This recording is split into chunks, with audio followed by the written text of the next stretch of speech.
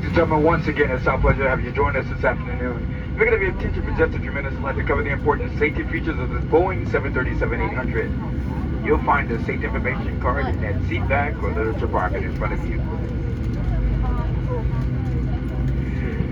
Now, if you haven't done so already to fasten your seatbelt, you simply insert the flat end into the buckle. Pull the loose end to tighten and to release, you'll lift up on the buckle. Position that seatbelt low and tight across your hips, and please, wear it anytime you're seated. This aircraft has 8 emergency exits, 2 forward exit doors, 4 avoidable door exits, and 2 exit doors in the back. Signs overhead and lights on the floor will lead you to an exit. If we must evacuate this aircraft, you ought to follow flight attendant commands and leave everything. Also note that in the event of a water evacuation, you'll find the life vest under your seat. Remove the vest only when instructed to do so. Remove from the pouch as shown on the safety information card. Then place the vest over your head. Wrap the strap around your waist. You'll buckle it in front and pull it tight. Once outside the aircraft, you'll pull down on the red tab to inflate the vest. You can manually inflate by blowing into the tube at your shoulder. The vest is also equipped with a light that will come on automatically in the water. Please refer to the safety information card for the use of a life vest with an infant. If additional life vests are needed, flight attendants will distribute. At this time, we're coming to the cabin to make sure that each and every one of you have your seatbelt securely fastened, that those seatbelts and tray tables are now in their full right aligned position, and all of your carrying items are properly stowed under the seat in front of you or near the rear compartment, ensuring it leaves the area around your feet clear. Smoking, which includes the use of electronic cigarettes, is never allowed on board. Federal law prohibits tampering with disable noise-destroying smoke detectors in aircraft laboratory. Federal law also prohibits the consumption of any personal alcoholic beverage you may have brought on board. Federal aviation regulations require passengers to comply with all light and passenger information signs, posters, placards, and group of instructions, including seatbelts, smoking, and a federal mask mandate.